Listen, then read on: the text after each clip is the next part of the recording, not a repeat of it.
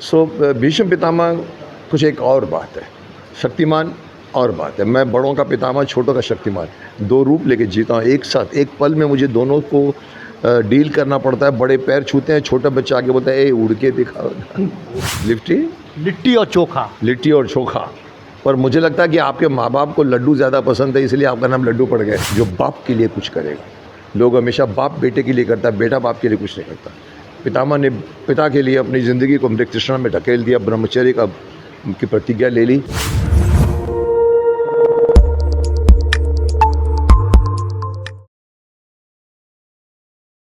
नमस्कार, सत श्री अकाल। आप देख रहे हैं SSI2। मैं देवेंद्र सिंह लड्डू। सदियों याद करने वाला है गंगा पुत्र भीष्म पिता। आज हमारे बीच है मुकेश खन्ना साहब। इनसे सवाल जवाब करते हैं। मुकेश खन्ना साहब, पटना आगमन के लिए आपको बहुत बहुत स्वागत है।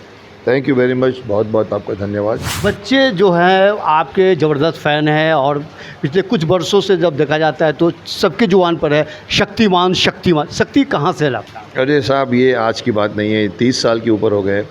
97 में शक्तिमान आया था। अभी भी बच्चे उसी ही पूरे लय में हैं, गंग शक्तिमान शक्तिमान शक्तिमान। ये एक हमारे देश का पहला सुपर हीरो।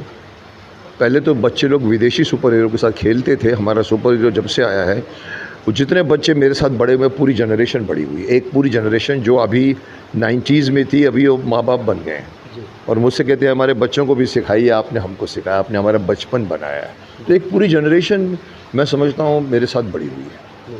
तो शक्तिमान था, है और रहेगा। वो तो एक चीज़ हमारे देश का यौगिक सुपर हीरो है और सुपर हीरो अलग, तो ये तो रहेगा ही। और ये भीष्म पितामह, आज भी लोगों को अगर महाभारत अगर घर पे देखना रहता है यूट्यूब के सहारे और किसी भी तरह, तो महाभारत में जीवंत अगर जो है जीवित करने वाला है वो आपकी आवाज़ है भीष्म पितामह का। कांटों पर तड़पता हुआ ये आवाज़। देखिए, मैं अगर ऑनेस्टली कहूँ तो हो गया है, बन गया है।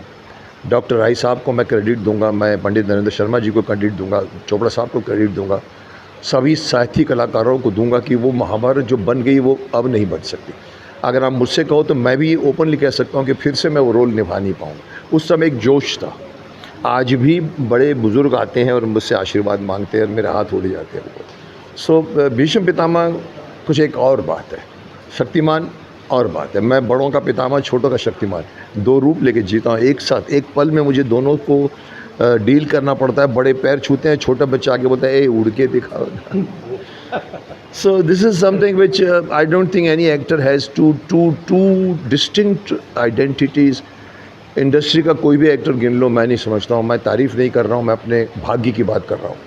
ये भाग्य से रोल मिलते हैं। भीष्म पितामह का रोल शक्तिमान भाग्य से मिलता है। तो मेरी किस्मत में ऊपर वाले ने दिया। ये सब ऊपर वाले की करामात है, हम कुछ नहीं करते, हम सिर्फ एक कर्ता बन जाते हैं।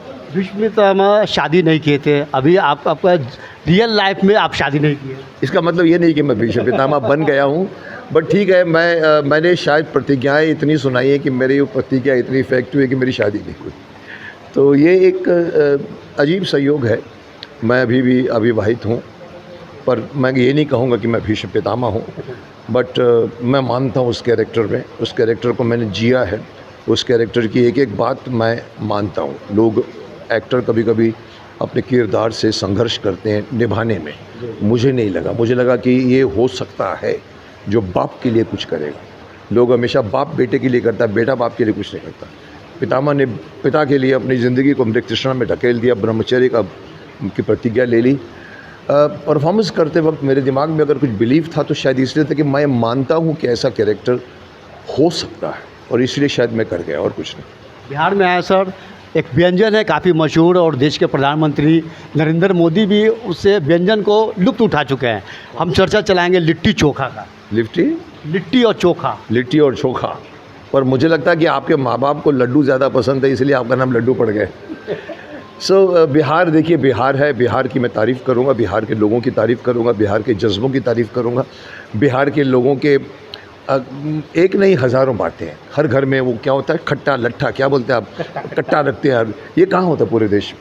बिहार अपने आप में एक यूनिक स्टेट है जिसके अंदर हर बंदा अपने आप को पॉलिटिशियन समझता है। हम कह रहे हैं ना, ये ऐसा होना चाहिए, ये ऐसा होना चाहिए। इसलिए बिहार ने बहुत नेता पैदा किए हैं और मुझे खुशी है। और मुझे कभी कभी पिछले साल ही मैंने एक बार कह दिया था कि मैंने कहा आप लोग मुझे बिहार का सिटीज़नशिप नागरिकता दे दो, क्योंकि मैं 2 महीने में 8 स्कूलों के फंक्शन अटेंड करके मैं पूरे बिहार घूमा था। मैं जो कहना चाहता हूँ कि डायलॉग्स भरे पड़े हैं, आयुष्मान भव, अखंड सौभाग्यवती भव भरे पड़े हैं। धृतराष्ट्र के सामने गंगापुत्र की विवशता है, क्रोश है, आक्रोश है, बहुत कुछ है। परछाई शरीर से लंबी होने लगे तो समझ लेना चाहिए पुत्री कि सूर्य के अस्त होने में अब अधिक समय नहीं रहेगा। वाह, क्या डायलॉग, क्या लिखे डायलॉग, कमाल के। गंगा पुत्र, विश्व पितामह, शक्तिमान, जो कि तमाम जगह अगर देखिएगा तो देशों में नहीं विदेशों में भी हलचल मचाए जाने वाले हमारे बीच मुकेश खन्ना जी बेबाक बात बोले हैं और ये किसी से डरते नहीं हैं। ऐसा साइट आप देखते रहिए, लाइक कीजिए। जय हिंद।